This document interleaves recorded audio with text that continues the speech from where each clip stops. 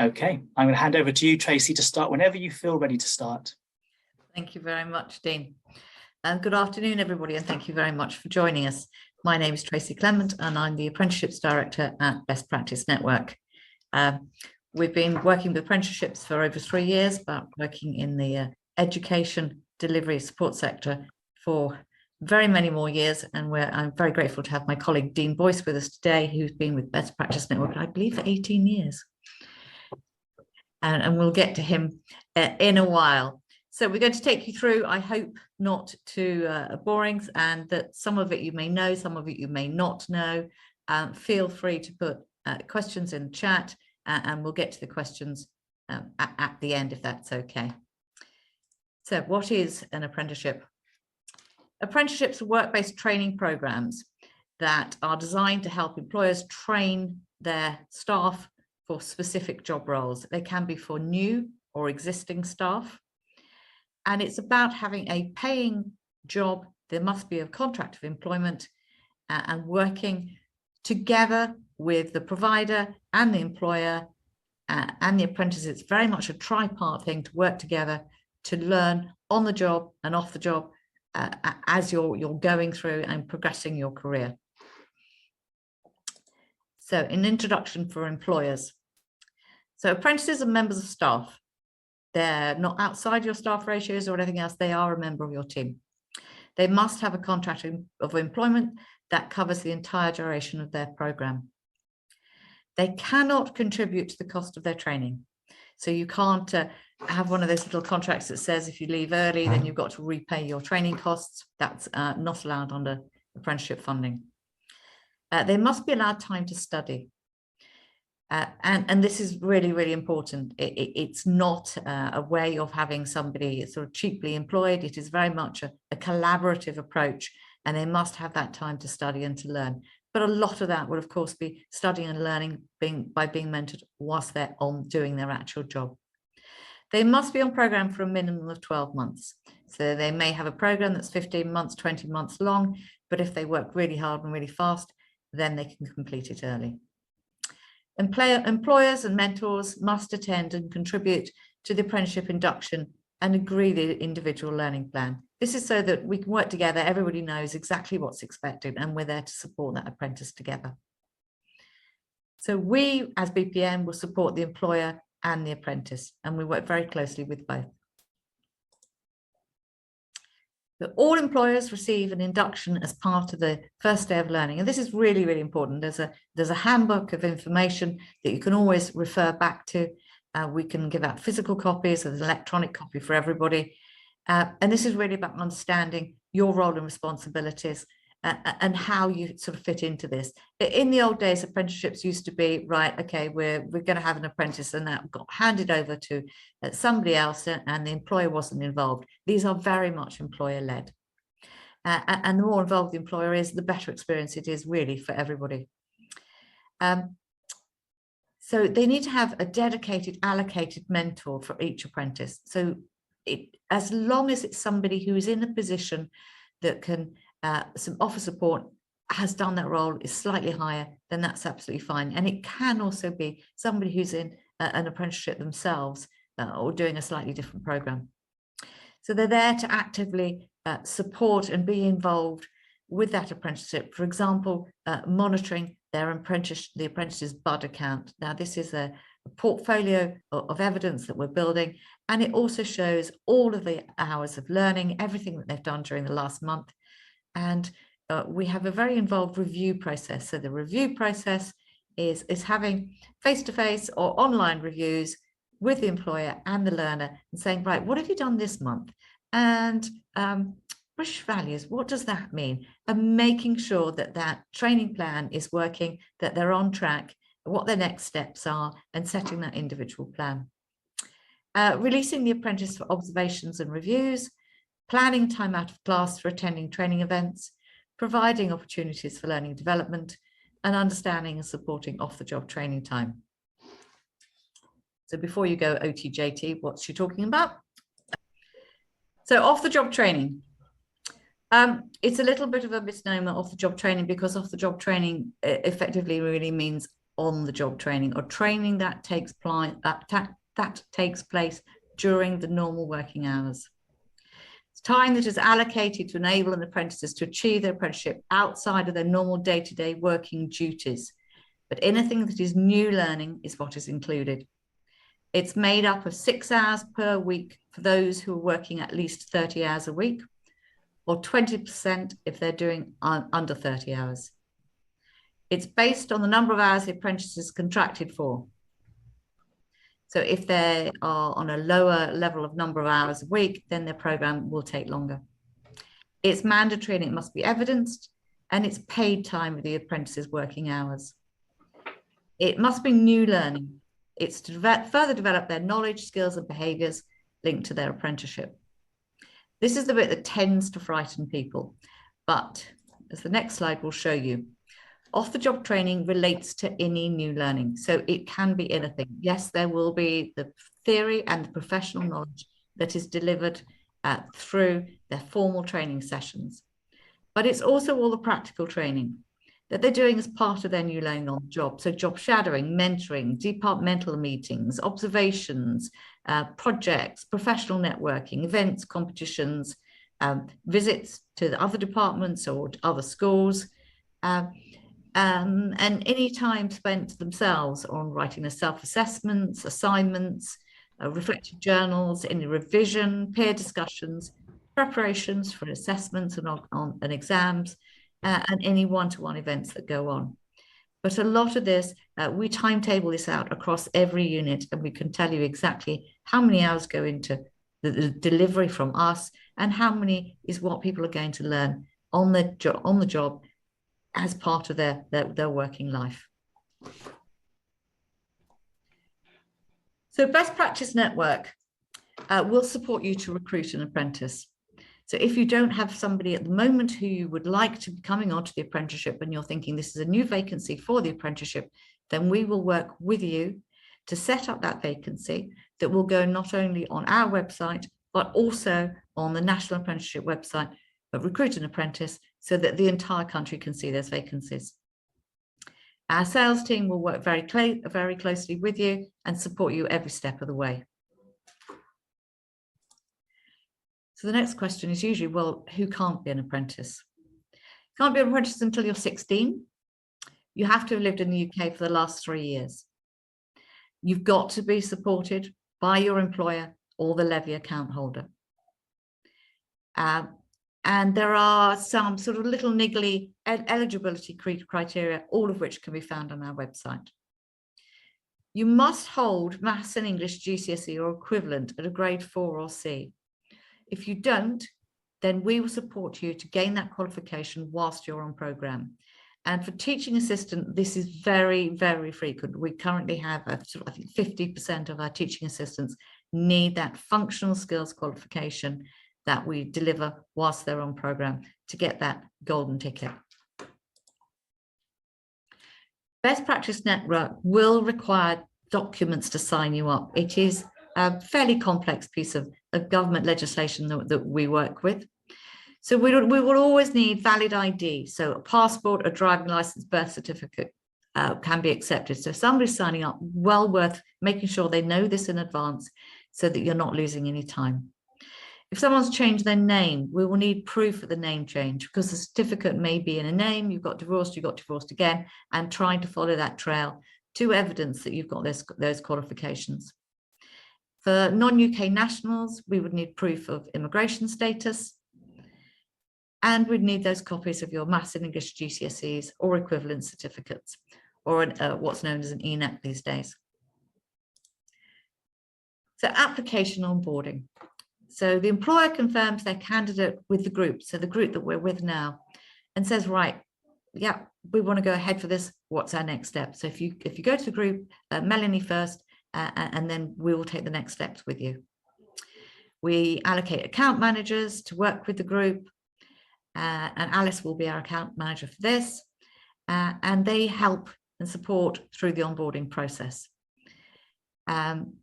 So if you have new apprentices that you want bringing in, our sales team again will work with you for that recruitment and interview process. We'll do a first sift for you if you want, and really get it right up to those people that we and you are really comfortable are going to be the right for your role. Our account managers manage the apprenticeship service account on your behalf, and I will come back to more on the apprenticeship service account for those that haven't used one in the past. Then the apprentice basics are they complete an application form. The link is on here, but that is also available from our website with lots more information. The application passes to BUD, which is our end-to-end system. That's an application system as well as their e-portfolio and all the funding, etc. And contracts work through BUD. So everything's electronic. There will be nothing in the post. The applicant would also complete a short maths and English initial assessment or send the proof of their qualifications if they have it.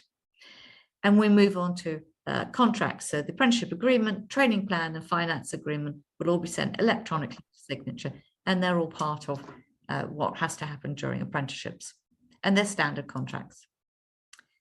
So the apprenticeship service account is the way that employers and providers manage the funding for apprenticeships. There is a link in here that takes you to the detail. So everybody has to use the apprenticeship service account to pay for an apprenticeship. It doesn't matter if you're a small employer, a medium-sized employer, or a large employer. The difference is that for the large employers, the levy-paying employers, then there will be somebody set up who's very aware and used to doing that. And this is where Essex County Council are being massively supportive in working with us to ensure that their levy is available to all of those in Essex, regardless of the status of the school, as in if it's a voluntary aided, a multiple academy trust, the Essex County Council working with those SMEs to support them. If you are an SME and you've never had an account, then we usually go through this way, but I'm going to hand over to Will in a little bit so that he can talk through what Essex are doing to support everybody here. So your apprenticeship account is used to get the funding, to find and save the apprenticeships, to manage your training providers, to recruit apprentices and add and manage apprenticeships. There's a lot of it that we at Best Practice Network, if we're giving the status that we can do on behalf of an apprenticeship service account. So that meets into that funding. So the levy fund. The levy fund is controlled by the Department for Education. And this is for those employers that have a pay bill of more than £3 million. And this is where Essex County Council are very much sitting in, and it is working with their levy account to support those learners in Essex.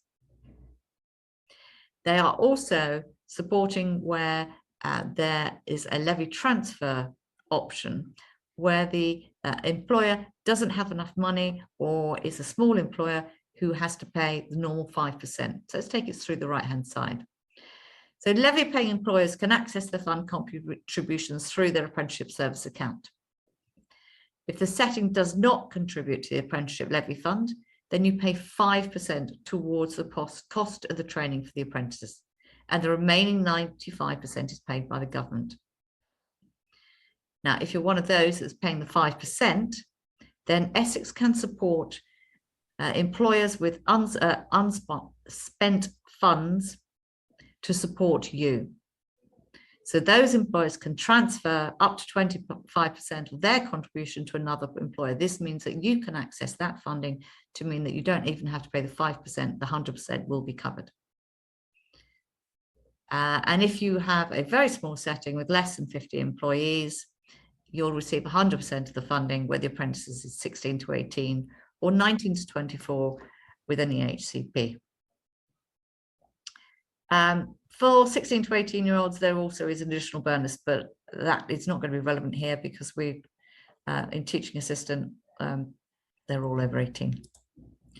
There is a minimum pay rate for apprentices.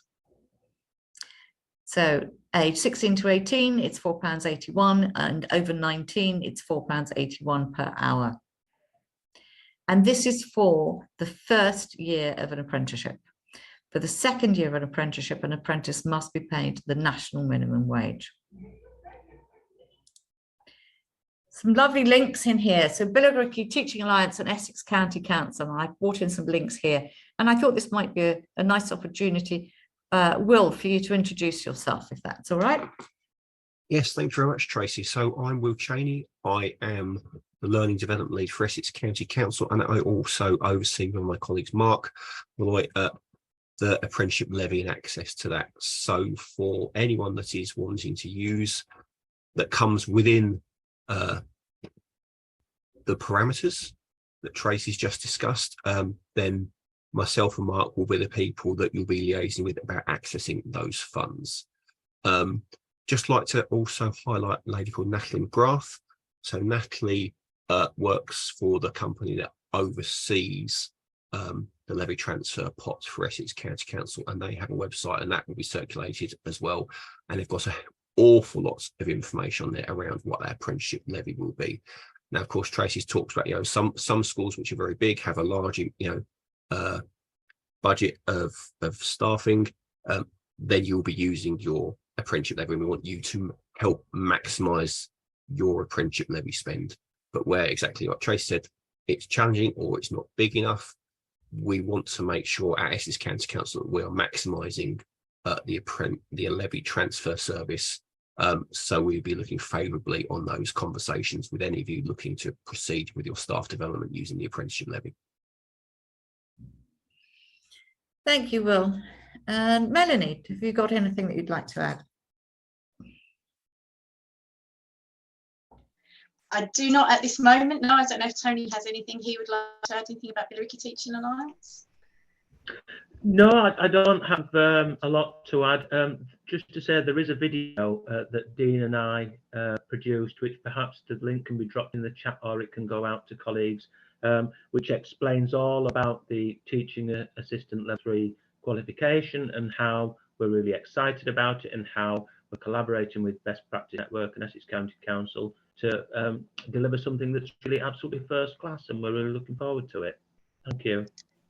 I do actually have something. If you have not yet registered your interest to let us know how many teaching assistants places you're interested in, could you do that, please? If you could drop your email address into the chat, that would be really helpful, and then I can keep sending you sort of information as and when it's required. Thank you. And as you see, there's a link here to that website and to the brochure, which can all be seen through there. So then there's also the link here to the teaching assistant brochure and the website with the apply now button that's directly with us. Thank you very much. Dean, anything you'd like to add? To say thank you everyone for attending. I think it's a great programme. For those who don't know, the Teaching Assistant Level 3 Apprenticeship was updated by the Institute for Apprenticeships this May. So it's a brand new curriculum. My role in this is I'm curriculum lead.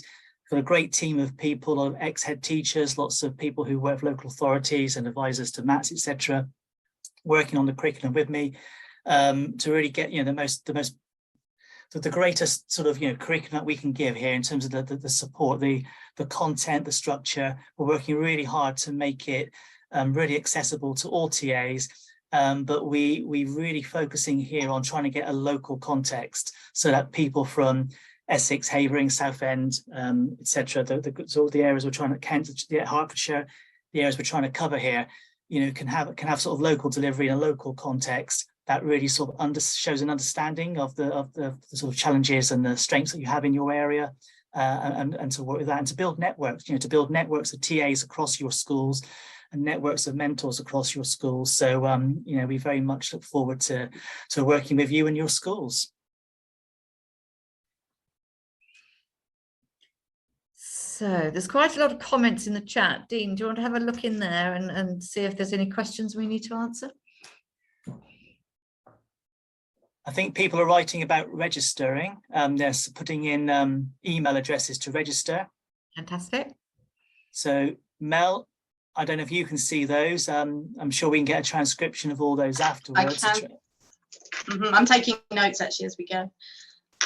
Thank you. Tony mentioned the recording that he and I did on, you know, course content. So I'm just trying to find it, but I can't find it and speak at the same time, but we will get that shared. So when we send out the slides and the recording, we will put a link, if you've not yet seen it, where we're talking about, you know, the program and the content of it. And, you know, certainly if you've got any questions or the schools have any questions about what it is their TAs are going to cover, and the specialism within that, because we do offer sort of specialist routes for SEN, early years assessment, EAL, and behaviour, and progressing to HLTA, sort of a roadmap for taking TAs. And the idea really is that this is part of a process where we think in schools about how we get in great quality TAs who we can support and develop through their TA career, perhaps into HLTA if that's of interest to schools, but then beyond that, thinking about how we can grow our own teachers and take teachers all the way through a TA apprenticeship or through ITT,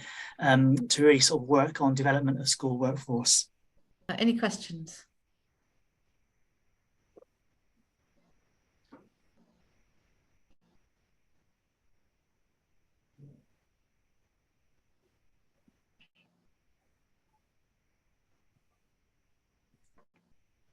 Okay, seems not. I'll stop recording now.